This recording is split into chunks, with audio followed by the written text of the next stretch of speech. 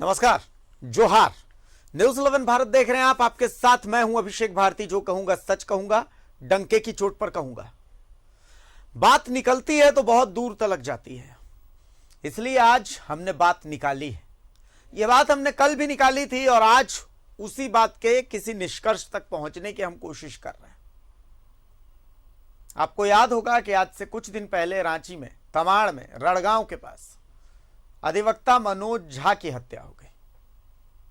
जमीन के मामले से जोड़ करके इसे देखा गया और फिर उसके 2 से 3 दिन के बाद धनबाद में एडीजे 8 उत्तम आनंद साहब की हादसे में या तो मौत हो जाती है या फिर उनकी हत्या होती है। अभी फिलहाल इसके बारे में कुछ भी कहना जल्दबाजी होगी, चूंकि धनबाद एसएसपी भी कुछ नहीं कह रहे हैं। लेकिन इन दोनों मामलों को लेकर के अब बात रांची से लेकर के दिल्ली तक पहुंच चुकी है। सुप्रीम कोर्ट ने भी इस मामले को लेकर के जवाब मांगा है। हाई कोर्ट में भी इस मामले को लेकर के संज्ञान लिया गया है। चीफ जस्टिस झारखंड के, जिन्होंने वीडियो कॉन्फ्रेंस पर धनबाद एसएसपी से बात भी की है इस मामले को लेकर के, तमाम चीजें हैं। लेकिन अब तक निष्कर्ष यह नहीं पहुंच पाया है कि भाई ये हादसा है या ये हत्या है। मनोज झा की तो हत्या हुई, ये साफ है। तो आज इसी निष्कर्ष पर हम तह तक पहुंचने की कोशिश करेंगे। तमाम जो घटनाक्रम हुए हैं वो आपको दिखाएंगे, ग्राउंड जीरो की रिपोर्ट आपको दिखाएंगे और उस बात की चर्चा होगी जिस बात की चर्चा होनी चाहिए, और वो भी होगी डंके के चोट पर।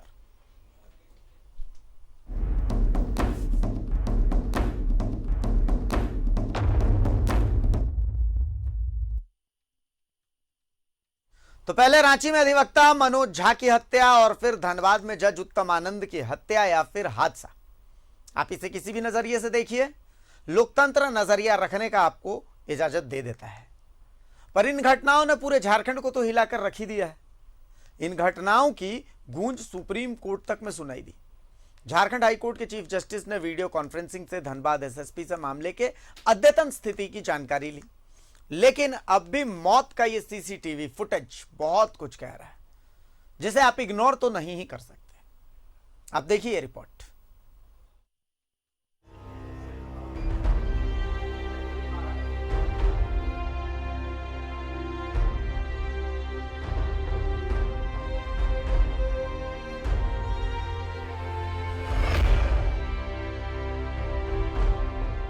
ठीक उस वक्त जब ऑटो और जज उत्तम आनंद की कथित टक्कर होती है, ऑटो में बैठे एक शख्स में मूवमेंट होती है।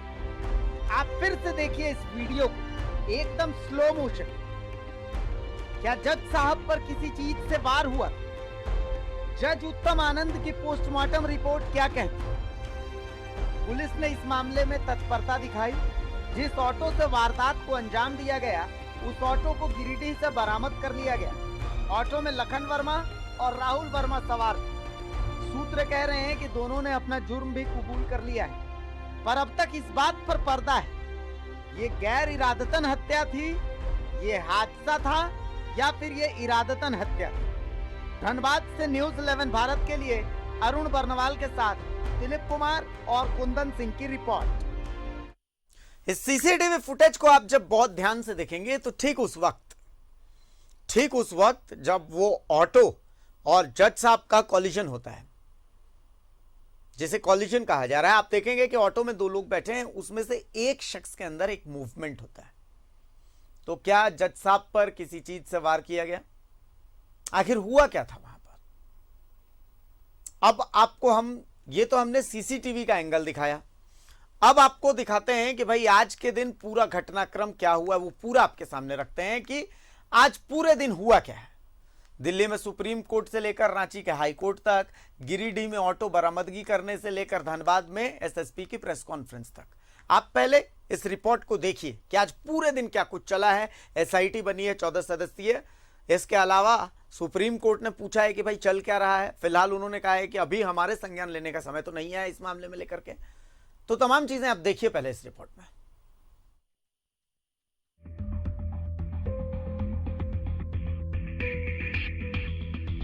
जज उत्तम आनंद की मौत हत्या या हादसा, इस सवाल ने हर किसी को झकझोर कर रख दिया है।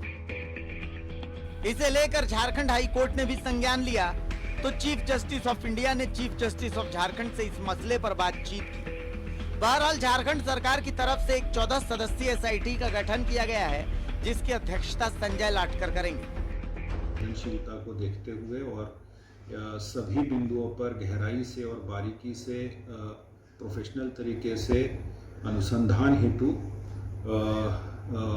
एडीजी अभियान श्री संजय आनंद लाटकर के नेतृत्व में एक एसआईटी का गठन किया गया है और ये पूरे घटनाक्रम की जांच श्री संजय आनंद लाटकर एडीजी अभियान के नेतृत्व में गठित एसआईटी की टीम जो है वो अग्रतर अनुसंधान करेगी और पूरे घटनाक्रम से संबंधित और कांड के अनुसंधान से संबंधित जितने भी पहलू हैं उनकी बारीकी से उन पर अनुसंधान किया जाएगा और उसके पश्चात अग्रतर इसमें कार्रवाई की जाएगी। देखने से लगता है कि जो ऑटो से जो मौत हुई है एडिशनल डिस्ट्रिक्ट जज का, तो उनका वो देखने से ऐसा लगता है कि जानबूझ के मारा गया है। लेकिन काफ़ी और बहुत ही त्वरित कार्रवाई करते हुए प्रशासन ने बिल्कुल रातों रात दोनों लोगों को दोनों जो एडवोकेट हुए जो लोग थे जो सवार थे ऑटो में, वो उनको गिरफ्तार कर लिया गया है।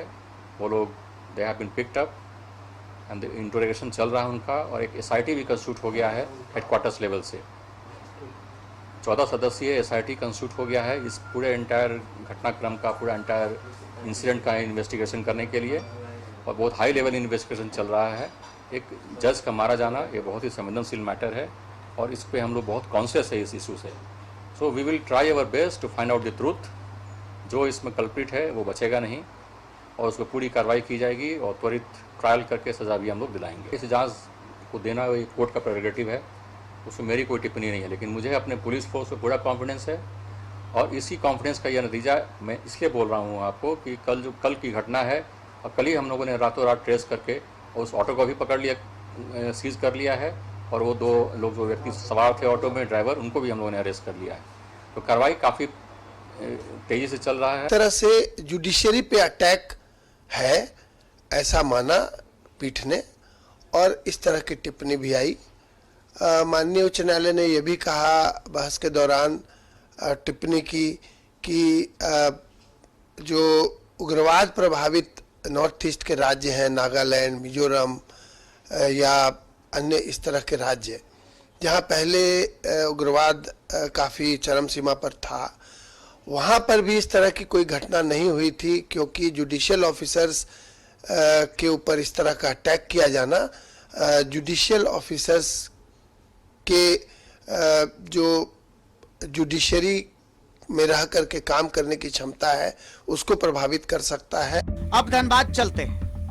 वो ऑटो गिरिडीह से पुलिस को मिल गया जिस ऑटो से कहा जा रहा है कि जज उत्तम आनंद को टक्कर मारी गई। उस ऑटो में सामने नंबर खुर्चा हुआ है और पीछे तो नंबर है ही नहीं। वो ऑटो है जिससे इस घटनाक्रम को अंजाम दिया गया था जब एडीजे उत्तम कुमार मॉर्निंग वॉक के लिए निकले थे और यही ऑटो धक्का मारा था और इसमें 2 शख्स बैठे हुए थे और ऐसा प्रतीत हो रहा है सीसीटीवी फुटेज में कि एक शख्स ने एडीजे के सर पे किसी हथियार से वार किया। और देखिए किस तरह से शातिर अपराधी थे ये लोग। ये नंबर मैं संयुक्त कहूंगा ये दिखाएं यहाँ पे। पहले ऑटो का नंबर मिटाया गया, यहाँ पे किन परिस्थितियों में ऑटो का नंबर मिटाया गया ये जांच का विषय, पुलिस जांच करेगी। क्या घटनाक्रम से पहले इस ऑटो को नंबर मिटाया गया? और दूसरी सबसे बड़ी बात मैं आपको बताना चाहूंगा, इस ऑटो को आप पीछे से देखिए, पीछे से देखिए, कहीं भी इस ऑटो में नंबर प्लेट नहीं है।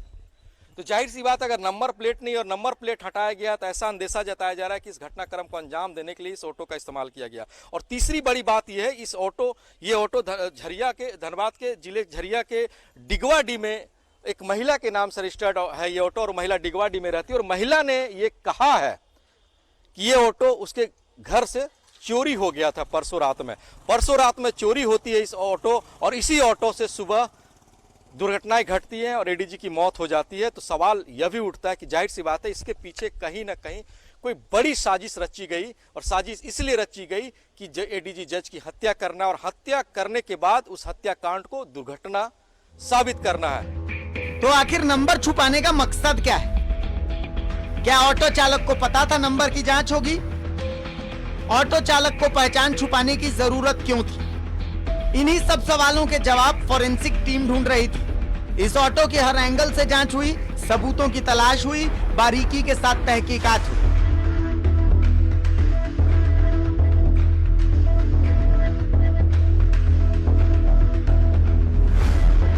धनबाद के रणधीर वर्मा चौक पर भी फॉरेंसिक टीम पहुंची। कोशिश हुई कि पूरी घटना को रिक्रिएट किया जाए। कुछ सवालों के जवाब धनबाद के रणधीर वर्मा चौक पर भी ढूंढे गए। मसलन ऑटो का रास्ता अचानक कैसे बदला? क्या वहां पर साफ व्यू वाला कोई और सीसीटीवी है? क्या वहां कोई ऐसी चीज थी जिससे जज उत्तम आनंद का सिर टकराया? देर शाम धनबाद एसएसपी संजीव कुमार ने एक प्रेस कॉन्फ्रेंस कर ऑटो में सवार दोनों लोगों लखन वर्मा और राहुल वर्मा को मीडिया के सामने पेश किया, लेकिन बोले सिर्फ इतना ही कि फिलहाल बहुत से बिंदु पर जांच चल रही है। धनबाद थाना कांड संख्या 300/2021 28/7/2021 धारा 302 भादवी के अंतर्गत कांड दर्ज किया गया है। उस घटित घटना का उद्भेदन एवं घटना में संलिप्त ऑटो वाहन एवं चालक का घटनास्थल का सीसीटीवी फुटेज खंगाला गया है। सीसीटीवी फुटेज एवं अन्य साक्ष्यों के आधार पर उस घटना में शामिल अभियुक्तों की गिरफ्तारी हेतु शुरुआत में सिटी एसपी के नेतृत्व में एक एसआईटी की टीम गठित की गई थी। डीआईजी कोयला क्षेत्र एवं के द्वारा भी घटनास्थल का निरीक्षण किया गया एवं फील्ड एनालिसिस की टीम को विभिन्न दिशा निर्देश दिए गए। फील्ड एनालिसिस टीम द्वारा सीसीटीवी जो अभी सभी उपलब्ध साक्ष्य थे, उन साक्ष्यों के आधार पर शामिल ऑटो एवं ऑटो चालक की खोजबीन की गई। विभिन्न जो टेक्निकल बिंदु हैं उस पर जांच की गई और फाइनली हम लोगों ने कल जो रात या अर्ली मॉर्निंग सुबह कहिए उसमें शामिल जो ऑटो चालक था लखन वर्मा सोनारपट्टी का रहने वाला, दूसरा राहुल वर्मा जो जोरापोखर का रहने वाला है, दोनों को गिरफ्तार कर लिया गया। ऑटो जो बरामद जिस ऑटो से घटना कारित की गई थी, ऑटो को भी बरामद कर लिया गया है। वर्तमान में अभी यही है। इसमें जो गठित हमारी जो फॉरेंसिक टीम है और सीआईडी की टीम है वो लगातार इसमें हमें सहयोग कर रही है और हम लोग जो डिफरेंट साइंटिफिक पहलू हैं उस पर जांच कर रहे हैं और उसी के कोऑर्डिनेशन के आधार पर आगे की कार्रवाई की जाएगी। घटना के मुख्य कारण कुछ पता चल पाया? अभी हम लोगों ने आपको जो बताया, अभी हमारा इन्वेस्टिगेशन वहीं तक है। बाकी अन्य जितने भी बिंदु हैं वो इन्वेस्टिगेशन के बाद आप लोगों को बताया जाएगा। पहले अधिवक्ता मनोज झा की हत्या, फिर जज उत्तम आनंद की मौत। झारखंड को इन घटनाओं ने हिलाकर रख दिया है।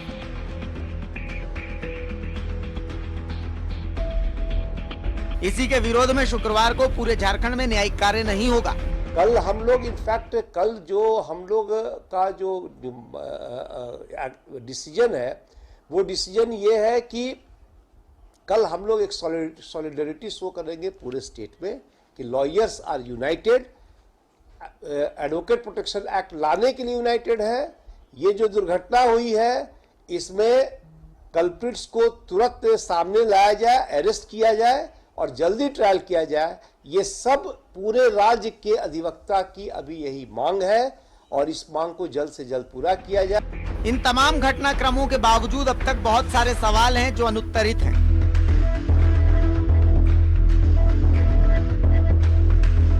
और सबसे बड़ा सवाल तो यही है कि यह हादसा था या फिर सुनियोजित हत्या।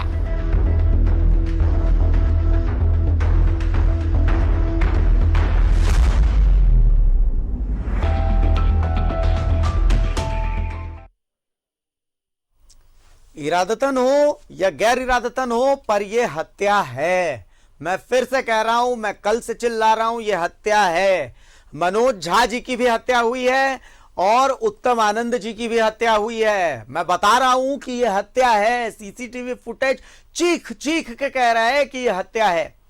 हमारे साथ धनबाद से दिलीप जुड़े हुए हैं। दिलीप के साथ वहां के बार एसोसिएशन के अध्यक्ष अमरेंद्र सहाय साहब भी हैं और हमारे साथ फिलहाल वरिष्ठ अधिवक्ता संजय विद्रोही साहब हैं जो कि बार काउंसिल के सदस्य भी हैं।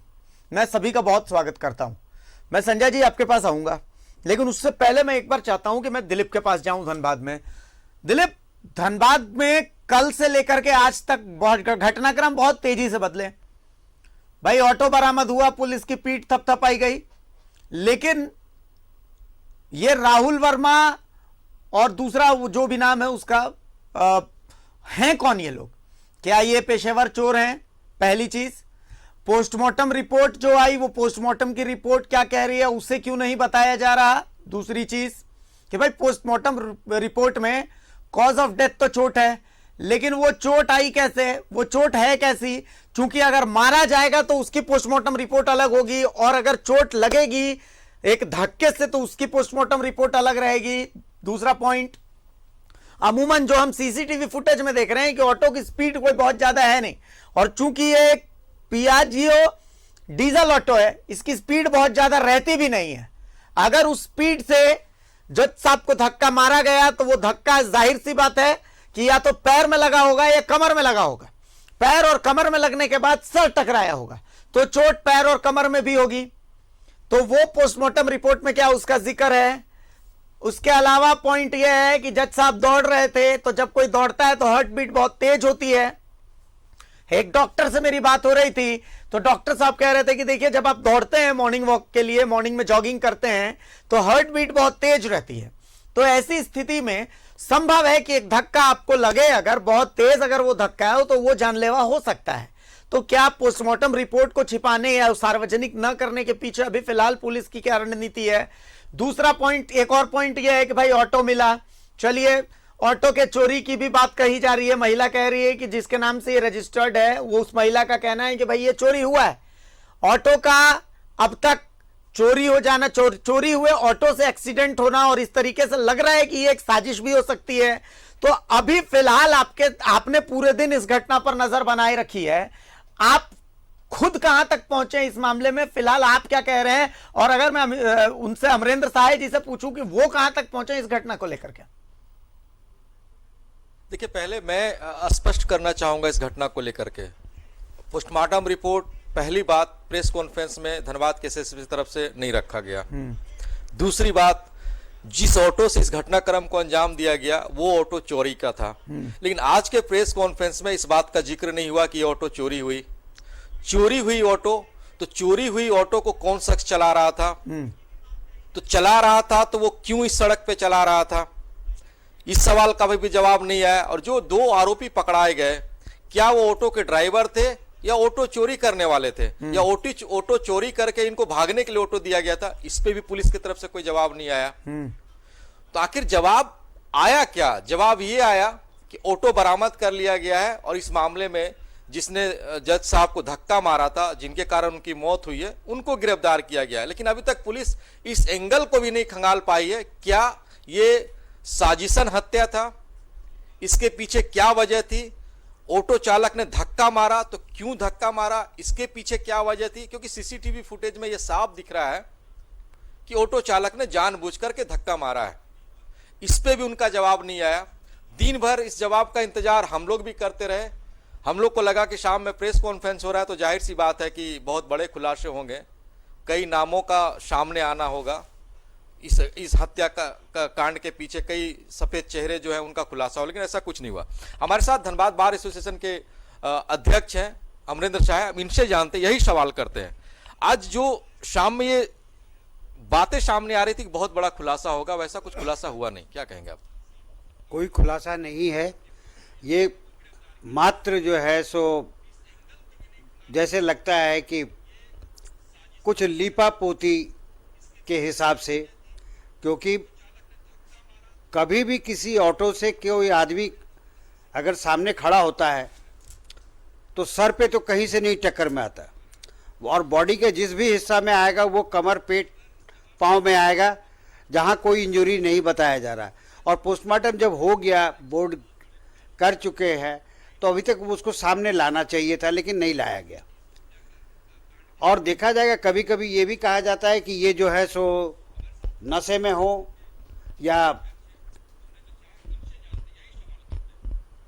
झपकी ले रहे हो, तो दोनों ही स्थिति में अगर वो झपकी ले रहे थे या नशा में, उनका गाड़ी कभी भी और किसी भी जगह पर वो डगमगाता हुआ नहीं दिखा। वरन वो बहुत ही एक स्किल्ड के तरह वो आते हैं और अपना मिशन को पूरा करते हैं और बिल्कुल सीधे चले जाते हैं।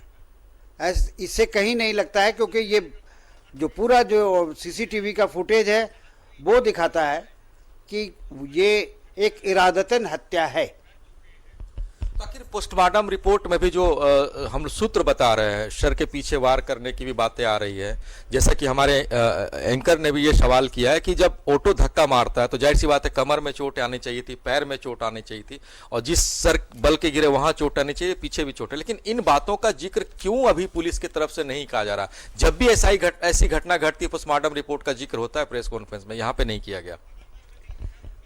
एक वजह यह भी हो सकता है कि चूंकि अभी अनुसंधान काफ़ी अर्ली स्टेज है, कल की घटना है और आज मात्र अभी हम लोग समझते हैं कि 36 घंटा के आसपास गुजरा है, तो ऐसे में अनुसंधान करता या जो आज एसआईटी का भी गठन है, फॉरेंसिक भी है और माननीय न्यायालय का भी मॉनिटरिंग है, तो कुछ वजह वैसा भी हो सकता है जिसके चलते वो नहीं लाए हैं।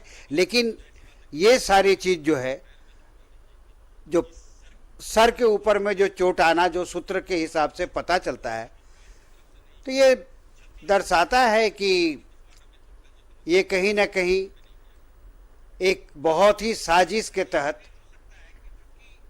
इस घटना को अंजाम दिया गया है। बिल्कुल दिलीप, क्या देखिए लगता है आज बिल्कुल दिलीप बिल्कुल बहुत लॉजिकल इन्होंने बात कही है। हमारे साथ संजय विद्रोही साहब भी जुड़े हुए हैं। देखिए मैं एक बार इनका भी रुख कर रहा हूं, रांची से हमारे साथ संजय विद्रोही साहब जुड़े हुए हैं, स्टूडियो से मेरे साथ हैं। मैं एक बार विद्रोही साहब का भी रुख कर रहा हूं। देखिए ऑफ द रिकॉर्ड नहीं, ऑन द रिकॉर्ड नहीं, ऑफ द रिकॉर्ड आज मेरे एक अधिवक्ता मित्र कह रहे थे कि भाई देखिए जज साहब की मौत हुई, नो डाउट बहुत दुखद है, गलत है, सब कुछ है, पर स्पष्ट जो हत्या हुई उसके बारे में चर्चा कम। चर्चा तो उनकी भी होनी चाहिए, उनका ये दर्द था। और ऐसा पहले भी होता है कि अमूमन अपराधी जो हैं वो अधिवक्ताओं को टारगेट करते हैं। अब जब इस तरीके की घटनाएं होती हैं तो उस वक्त चर्चा आप भूल क्यों जाते हो? उन्होंने मुझसे पर्सनली ये बात कही कि आप समसामयिक मुद्दों को उठाते हैं, लेकिन आप उस वक्त चर्चा करना क्यों भूल जाते हैं जब किसी अधिवक्ता की हत्या हो जाती है। और मुझे ये लगा कि सही बात है, मैं अगर मनोज झा साहब की हत्या की बात कर लेता हूं तो भाई उसमें एक लाइट एंगल ये कह दिया जाता है कि ना ये तो जमीन से जुड़ा हुआ मामला था। तो क्या एक अधिवक्ता के पास ये अधिकार भी नहीं है कि जमीन से जुड़े मामलों को वो लड़ाई लड़ेगा?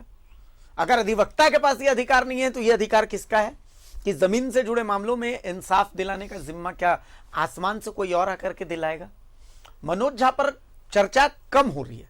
अगर अधिवक्ता समूह को छोड़ दिया जाए तो आम लोग मनोज झा की हत्या में बहुत ज्यादा कुछ आवाज कम उठा रहे हैं। तो आपको क्या लग रहा है संजय साहब कि ऐसा क्यों हो रहा है? देखिए, मैं कल भी आपको आपके चर्चा के दौरान ये बात कहा था और आज पुनः ये बात मैं कहना चाहता हूं कि बदनामी उसकी ज्यादा होती है जिसकी नाम ज्यादा होता है। बिल्कुल। अब लोग कहते हैं, सिस्टम कहता है कि सिक्के के दो पहलू होते हैं। ठीक है। जिसमें एक तरफ अगर हम लोग न्याय प्रक्रिया में आते हैं तो एक सिक्के के पहलू को हम लोग बार कहते हैं, उसी सिक्के के दूसरे पहलू को हम लोग बेंच कहते हैं। ठीक है।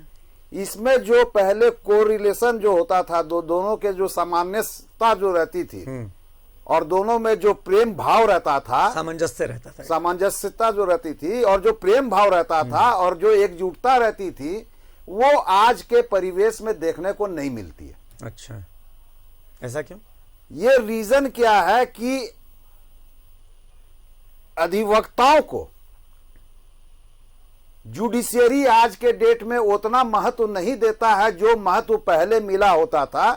हम लोग भी ऑफिसर ऑफ द कोर्ट कहलाते हैं, हमारे बिना जो है न्याय प्रक्रिया नहीं चल सकती, संभव ही नहीं है, नहीं चल सकती। हाँ, संभव ही नहीं है एकदम से। लेकिन केसेस को ज्यादा तेजी से निष्पादित करने के लिए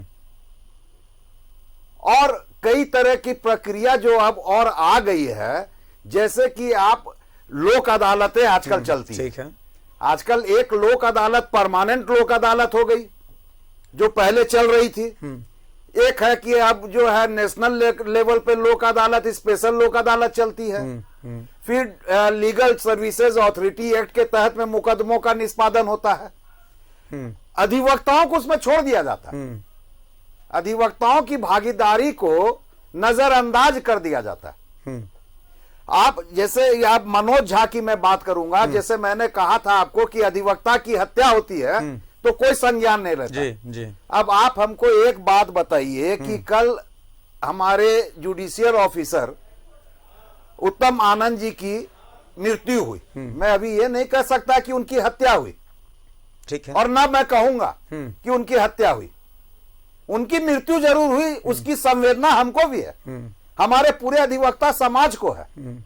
ऐसा नहीं कि हमारे अधिवक्ता समाज उसको उसमें संवेदित नहीं, माने हम लोग उसके लिए माने अपना दुख प्रकट नहीं कर सकते। हम लोग दुख प्रकट करेंगे बिकॉज कि कोई भी जुडिशियरी में अगर जाता है तो पहले अधिवक्ता होता है, तब वो जुडिशियरी में जाता है।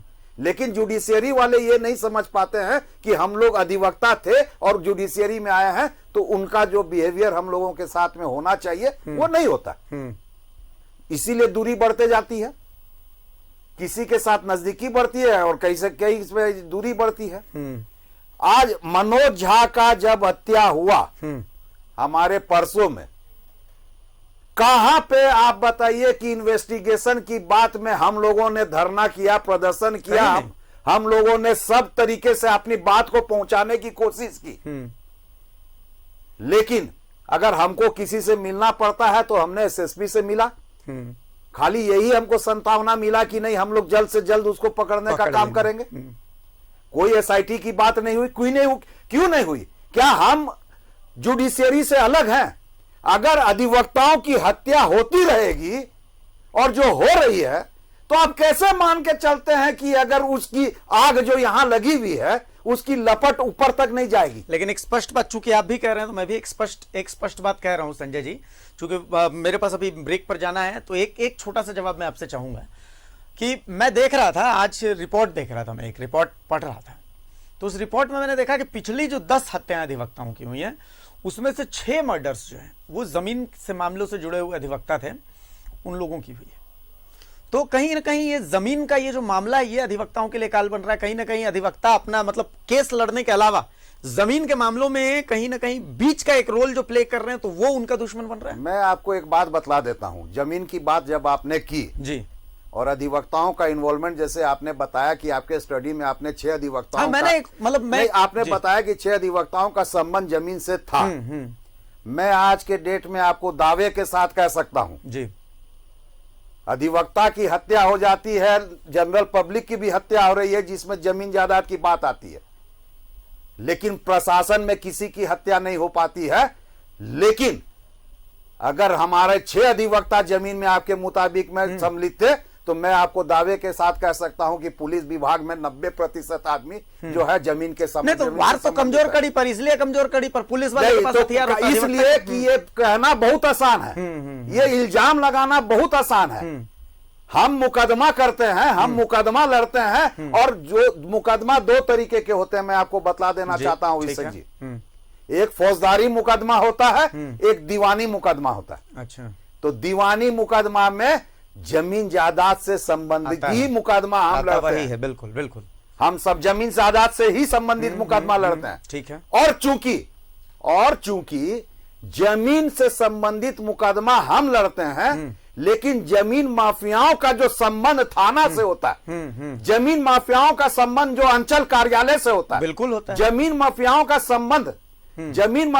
संबंध जो उच्च अधिकारियों से होता है, सरकार में बैठे हुए होता है। जमीन माफियाओं का संबंध आज खाकी वर्दी के साथ में सादा वर्दी वाले लोगों के साथ भी होता है। तो जब उतना पावर अगर किसी के साथ में है और हम मुकदमा लड़ रहे हैं और किसी को नुकसान होने वाला है, तो वो हमको जान ही ना मारेगा, एकदम मारेगा। तो इसका मतलब ये नहीं हुआ कि मैं जमीन के दलाली में लगा ना, मैं जमीन का केस लड़ता हूँ, मैं दीवानी मुकदमा लड़ता हूँ, मैं अपने मौकिल को जिताने की कोशिश करता हूँ, कर्तव्य निभा रहे हैं। इसलिए मैं अपना जो दायित्व होता है, मेरा जो फर्ज होता है, मेरा जो प्रोफेशन हमको सिखाता है, मैं वो करने का मैं आपको एक बात बतलाना चाहता हूं। मैं सर एक छोटा सा ब्रेक ले लेता हूं, ब्रेक के बाद मैं वापस आता हूं ना, तो उसके बाद फिर मैं आपको पूरा मौका दूंगा, क्योंकि आपकी बात भी सुनना बेहद जरूरी है। पूरी दुनिया को यह समझना बेहद जरूरी है कि जिस चश्मे से हम लोग एक घटना को देखते हैं, तो उसी चश्मे से हमें दूसरे घटना को भी देखना होगा। यह बहुत पुरानी कहावत है कि एक आंख नमकीन और एक आंख खट्टा नहीं हो सकता भाई, दोनों आंखों को मीठा ही होना पड़ेगा। एक छोटा सा हम ब्रेक ले रहे हैं और ब्रेक के बाद फिर इस चर्चा को हम आगे बढ़ाते हैं, कुछ और ग्राउंड रिपोर्ट्स हम आपको दिखाएंगे। एक छोटा सा ब्रेक लीजिए।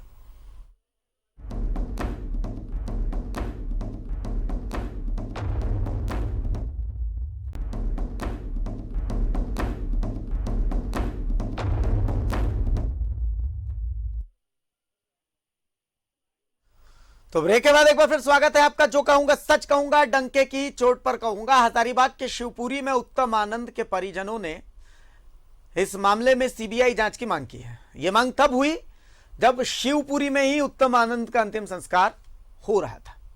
इस अंतिम संस्कार के समय न्यूज़ 11 भारत ने बहुत हिम्मत जुटाई, क्योंकि हमारी हिम्मत नहीं थी कि हम उनके परिजनों से बातचीत कर सकें, लेकिन हमने हिम्मत जुटाई कि भाई उनके परिजन क्या सोचते हैं। तो हम पहुंचे उनके भाई के पास। क्या कुछ कहा उनके भाई ने और क्या कुछ कहा धनबाद एसएसपी ने न्यूज़ 11 भारत से खास बातचीत में, ये सब कुछ हम आपको सुनाते हैं इस खास बातचीत में, इस रिपोर्ट में।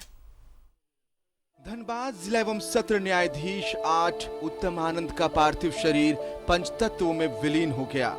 पैतृक आवास हजारीबाग के शिवपुरी में ही उनका अंतिम संस्कार हुआ। हर आंखें नम थी, हर कोई परेशान सा था। इस कठिन वक्त में भी हमने कोशिश की उनके परिजनों से बात करने की। उस बातचीत को आप भी सुने। क्या मांग करते हैं और किस नजरिए से देख रहे हैं इस पूरी घटना को? इस घटना को मैं जो है अभी भी जो है निष्पक्षता भी नहीं आई है। वो तो केवल एक जो है जैसे शतरंज में छोटे छोटे जो गोटियां होती हैं ना, सैनिक जिसको हम लोग बोलते हैं, वो है केवल वो प्यादा। एक मेन जो है उसका जो मेन खिलाड़ी वो तो अभी तक नज़र नहीं आया है। तो अभी मैं सर चाहूँगा कि इस पर जो है पूर्ण रूप से नज़र रखते हुए सीबीआई जांच करे, सीबीआई को जांच का आदेश दे दिया जाए, न्यायाधीश को भी नियुक्त किया जाए ताकि इसमें कोई भी दखल अंदाजी न हो, क्योंकि ये कोई छोटी बात नहीं है। एक न्यायिक पदाधिकारी की हत्या जो है वो कोई आम नहीं है। अगर इनकी हो सकती है तो आम जनता जो चलते रहती है, जो ठेले में खोंचे बेचते रहते हैं, उनकी क्या बिसात हो, तो उनको कोई भी मार के निकल जाएंगे।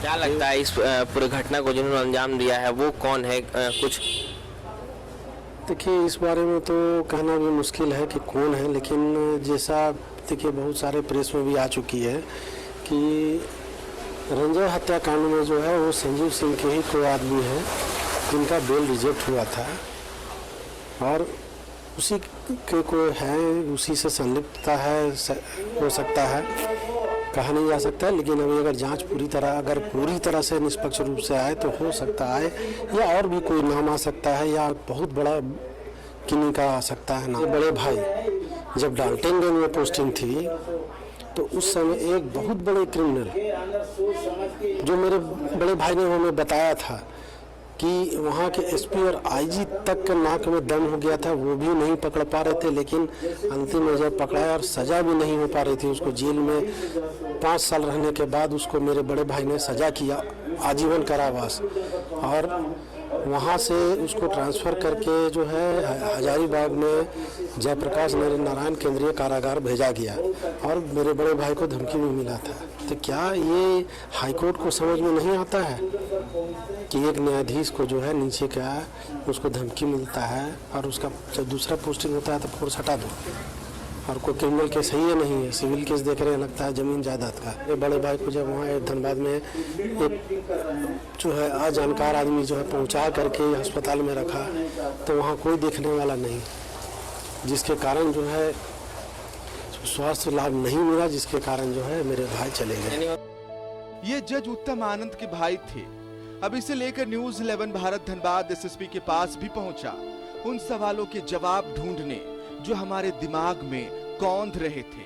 आप भी सुनिए वो बातचीत।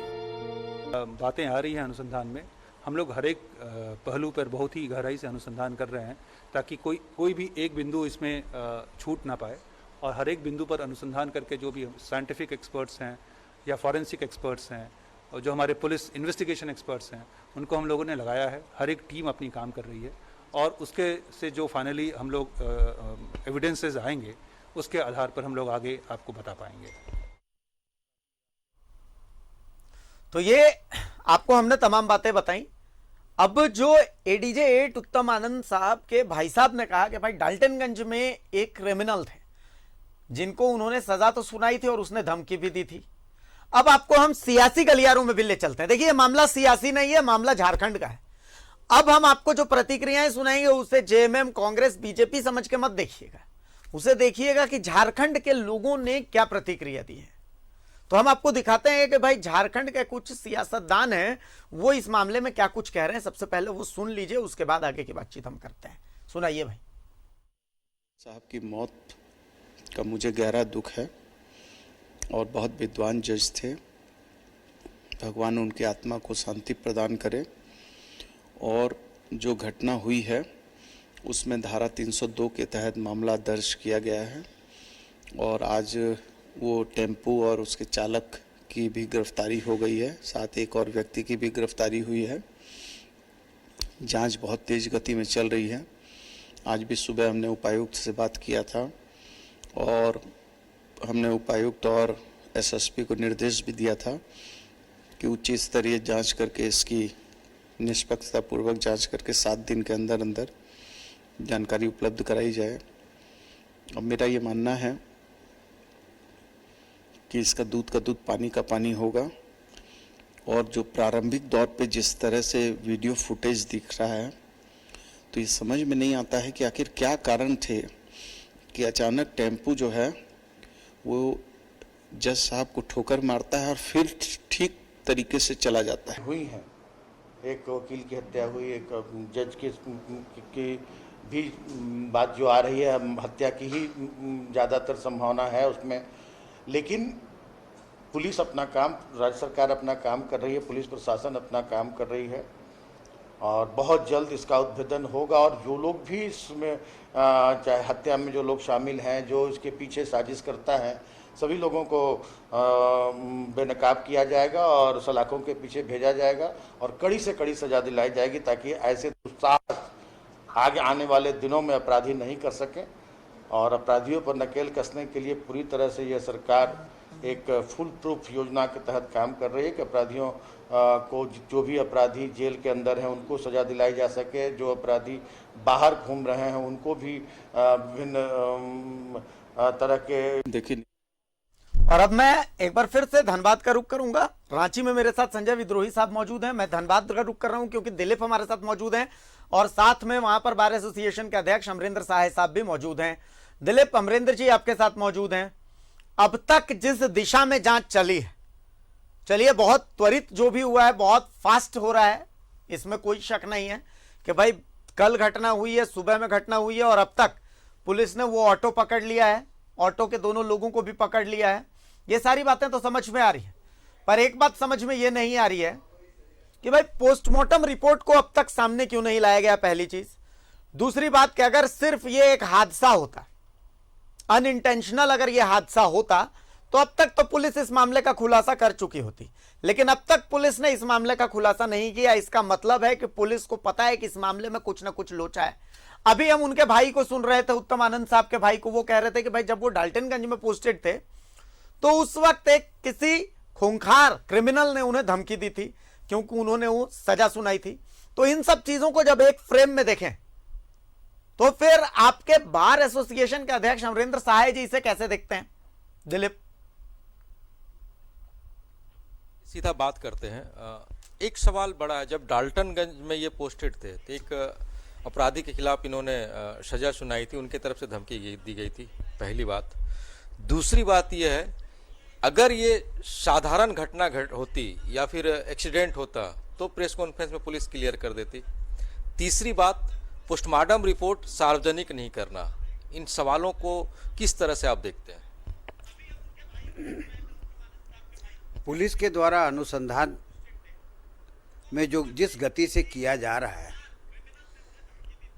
मैं पहले भी कहा हूं कि थोड़ा अर्ली होगा क्योंकि इन्वेस्टिगेशन बहुत ही अभी शैशव काल में है। इन पुलिस फिर भी बहुत कुछ उद्भेदन कर चुकी है।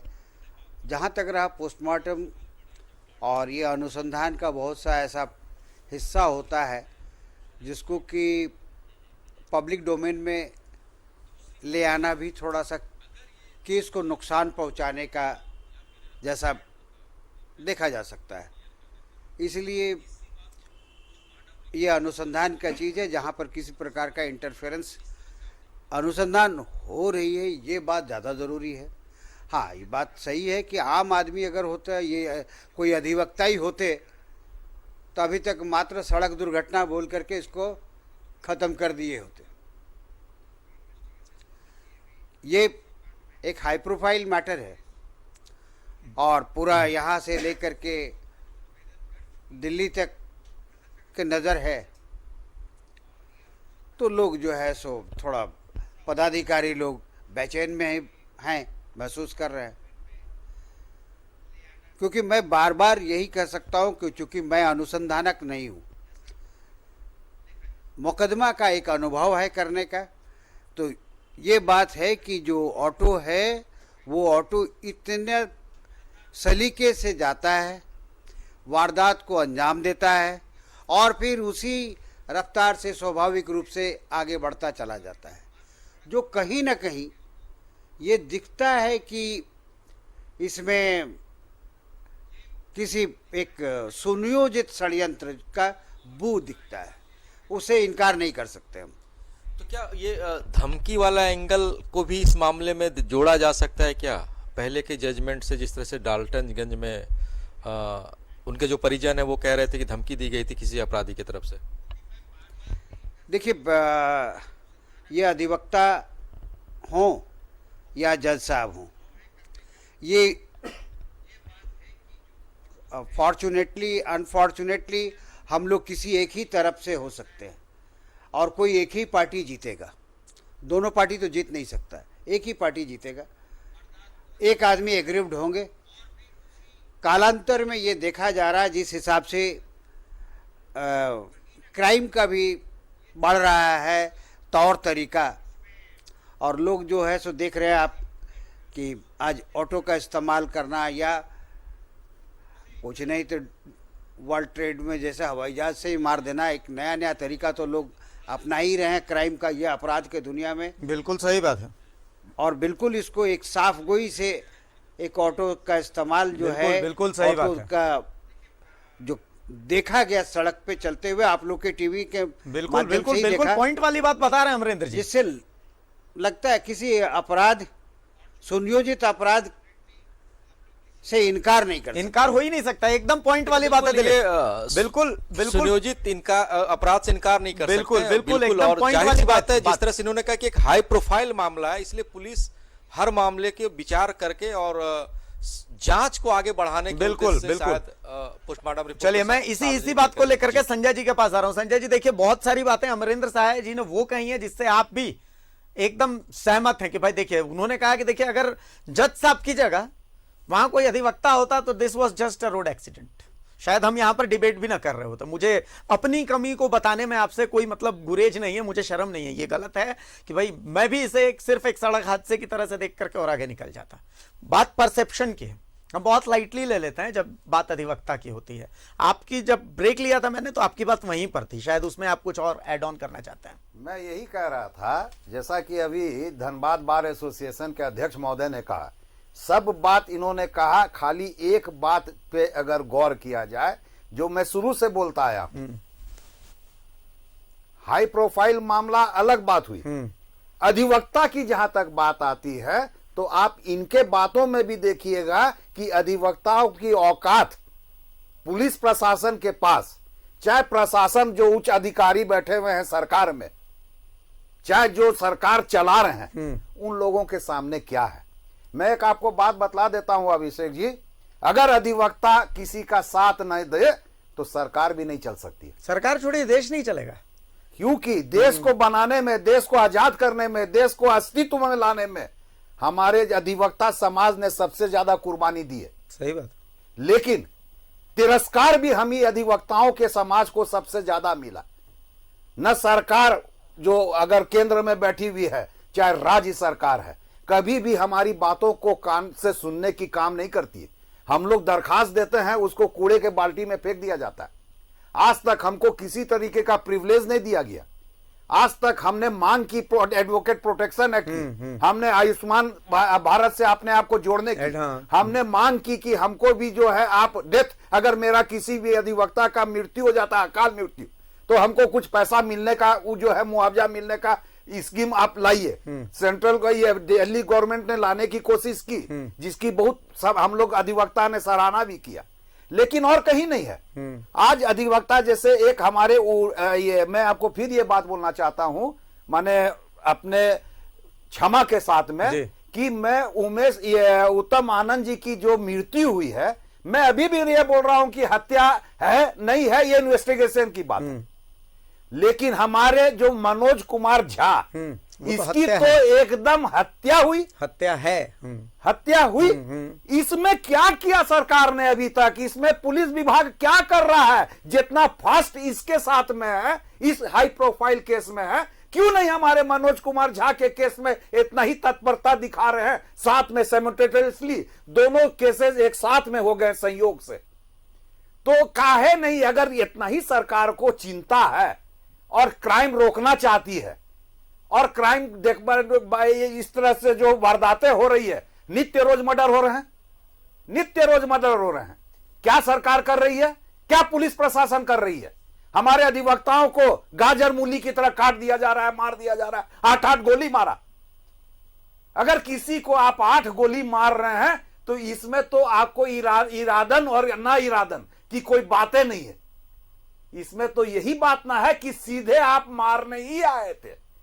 किसी भी तरीके से 8-8 गोली शरीर में लगना, यह बहुत मामूली बात नहीं है। लेकिन अभी भी सरकार लगता है इस बात को मामूली ले रही है। हमारे महाधिवक्ता से आपने पूछा, अभी महाधिवक्ता ने भी अभी यही कहा कि नहीं, ये हाई प्रोफाइल है, ये एक जज की से संबंधित मामला है, इसको संज्ञान लेकर जांच कराने की बात हो रही है। लेकिन हमारे अधिवक्ता की मृत्यु हो गई है, उसके विषय में कोई कुछ नहीं बोलता। आज संज्ञान हाईकोर्ट ने लिया, बहुत अच्छी बात है, संज्ञान लेना भी चाहिए। क्या उनसे संबंधित एक अधिकारी की मृत्यु हुई है, इन्वेस्टिगेशन में आएगा कि क्या हुआ। हम अधिवक्ता भी उनके ही एक अंग हैं, हिस्से हैं, बिल्कुल। हम अधिवक्ता भी उनके ही एक अंग हैं। हमारे हम न्यायिक प्रक्रिया के एक बहुत बहुमूल्य अंग कहलाते हैं। हमारे बिना कोई कोर्ट नहीं चल सकता, कोई भी जजमेंट डिलीवर नहीं हो सकता। सही बात है। लेकिन अगर हम लोगों के लिए भी अगर इसी तरीके की बात होती, एसआईटी 14 आदमी का गठित कर दिया जाता, हाई लेवल के ऑफिसर्स को एसआईटी में रख दिया जाता, आज हमारे भी जो अधिवक्ता को हमने खोया है, उसके लिए जो है इसी तरीके से अनुसंधान करते हुए एक दिन के भीतर में वो मोटरसाइकिल पकड़ ली जाती, जिस मोटरसाइकिल से उसको मारने के लिए लोग आए थे, तो हम लोग को भी लगता कि नहीं, हम लोग भी अब समाज में जो है हमारी भी इज्जत है। तो बहरहाल मतलब शुक्रवार को तो खैर न्यायिक बहिष्कार रहेगा आप लोगों का? नहीं, कल हम लोगों ने एक, इसीलिए हम लोगों ने एक आपात बैठक की थी, जिसमें कि सर्वसम्मति से ये निर्णय हम लोगों का हुआ कि हम लोग कार्य का बहिष्कार नहीं कहिए, हम लोग अपने आप का दुख व्यक्त करने का तरीका, ठीक है, हमारे अपना जो रोष है उसको व्यक्त करने का तरीका, हमारे अंदर में जो एक विद्रोह और असुरक्षा की भावना जो जग रही है, उसको दिखाने का तरीका, हम लोगों ने ये तय किया है कि एक दिन हम लोग जो है उसके सम्मान में और अपना भावनाओं को जताने के लिए हम लोग कार्य से जो है अपने आप को अलग रखेंगे। और साथ में हम लोग जो है एक मेमोरेंडम भी जो है वो हम लोगों ने राज्यपाल को देने की बात की है, और राज्यपाल महोदय को, और हम लोगों ने मुख्यमंत्री महोदय को भी देने की बात की है, क्योंकि ये हमने अपने सभी जिले के अधिवक्ता संघ को बोला है कि आप अपने जिले में जो उच्च अधिकारी हैं सरकार के, उनके पास मेमोरेंडम दीजिए। तो धनबाद में भी जाएगा? धनबाद में भी जाएगा। और रांची में हम लोग जो है राज्यपाल महोदय को और मुख्यमंत्री महोदय के पास हमने पत्र दिया है कि हमको कल समय दीजिए, हम लोग अपनी बातों को आपके सामने रखना चाहते हैं और मेमोरेंडम देना चाहते हैं। लेकिन एक बात मैं फिर आपके सामने कहना चाहता हूं आपके माध्यम से कल भी मैंने ये बात कहा था, बार काउंसिल ऑफ झारखंड जो है, झारखंड स्टेट बार काउंसिल एक स्टैट्यूटरी बॉडी है हमारा, एक संवैधानिक संस्था है, लेकिन उसके बाद भी यहाँ का जो पत्र हम लोग लिखते हैं डीजीपी के पास दें, चाहे सरकार के पास दें, चाहे और किसी विभाग में दें, उन लोग संज्ञान नहीं लेने का काम करते हैं। तो ये शो करता है कि आप कितना मदमस्त हैं और कितने अपने आप में गुमान में रहते हैं कि आप किसी को कुछ समझने का काम नहीं करते हैं। और अगर ऐसी स्थिति समाज ये राज्य में रहेगी तो इस तरह के वारदातें होते रहेगी। हम अधिवक्ता तो मर ही रहे हैं। एक बार धनबाद चला जाता हूं मैं। दिलीप जी, क्या कल धनबाद में भी यही जो बात संजय विद्रोही साहब कह रहे हैं, धनबाद में भी वही देखने को मिलेगा? कल वहां भी न्यायिक कार्य नहीं होंगे? देखिए, इस बात को लेकर के हमारे साथ जो बार एसोसिएशन के अध्यक्ष हैं उनसे ही समझते हैं और जानते हैं कि जिस तरह से रांची में वकील की हत्या हुई, उसको लेकर के वहाँ एक विरोध के स्वर है कि वहाँ पे कार्य की बहिष्कार धनबाद रांची में होंगे। तो क्या धनबाद बार एसोसिएशन उनको समर्थन करता है और ऐसी संभावनाएं दिख रही है धनबाद में? क्या बिल्कुल, हम लोग धनबाद बार एसोसिएशन कल 30 तारीख को state bar council, Jharkhand state bar council के ही निर्देशानुसार हम लोग कल अपने आप को न्यायिक कार्य से जो है सो अलग रखेंगे, क्योंकि इस शोका को जो व्याप्त है अभी सभी जगह लोग, तो उस दुख को जाहिर करने के लिए और मृत आत्मा हमारे मनोज कुमार झा जो तमाड़ हत्याकांड जिनकी हुई है 8-8 गोली के बारे में, जैसे विद्रोही जी सर बता रहे थे, तो और बाद में उत्तम आनंद जी के, उनके लिए भी भगवान से प्रार्थना करेंगे। कल इसी पे हम लोग जो है सो अपने आप को न्यायिक कार्य से अलग रखेंगे और बार एसोसिएशन से हम लोग रणधीर वर्मा चौक, शहीद रणधीर वर्मा चौक तक हम लोग मौन जुलूस जाएंगे और मेमोरेंडम उपायुक्त धनबाद को सौंपेंगे। चलिए, उसमें क्या रहेंगे? सुरक्षा से जुड़े सवाल रहेंगे या और कुछ रहेंगे? कांड मनोज झा तमाड़ हत्याकांड का उद्भेदन हो, शीघ्रातिशीघ्र हो, पुलिस का जो है सो जी बिल्कुल जो गति जैसे धनबाद में दिख रहा है वैसा तमाड़ में दिखे, धनबाद में भी जो हुआ है। चलिए समय का चूंकि हमारे पास बहुत अभाव है। विद्रोही जी कुछ कहना चाहते थे, लेकिन चूंकि समय सर हमें इसकी इजाजत नहीं दे रहे। 2 मिनट बोलेंगे सर। चूंकि इस चर्चा में ये बात आई है कि अधिवक्ता जमीन से संबंधित ये कामों में लिप्त रहते हैं, ऐसा बोला जाता है। मैं ये बात बोलना चाहता हूँ कि कौन नहीं रहता है, कि नहीं, कि पूरे प्रदेश में आज के डेट में अगर सबसे महंगा कोई चीज बिक रहा है तो जमीन और जमीन कौड़ी के भाव में खरीद के सोने के भाव में बेचने का काम करता है। इसलिए 100% आदमी, चाहे वो नेता हो, चाहे अभिनेता हो, चाहे वो किसी भी क्षेत्र का आदमी हो, मैं तो कह रहा हूं, चाहे पत्रकार हो, चाहे पुलिस विभाग हो, चाहे वो ठेला में काम करने वाला हो, वो भी जमीन के काम में लगता है। पहला, मैं सरकार से आपके माध्यम से आज ये अपील करना चाहता हूं, कानून में जो प्रोविजन है अगर आप उसको 100% शीशा में उतारने का काम कीजिएगा तो ये झंझट कभी नहीं होगा, हत्याएं नहीं होगी। सेटलमेंट जो होता है हमारा, जो खतियान बनता है, आज तक हम लोग 1932 के खतियान में लड़ाई लड़ते हैं, उसके बाद हमारा 2032 आने वाला है, 100 साल होने वाला है,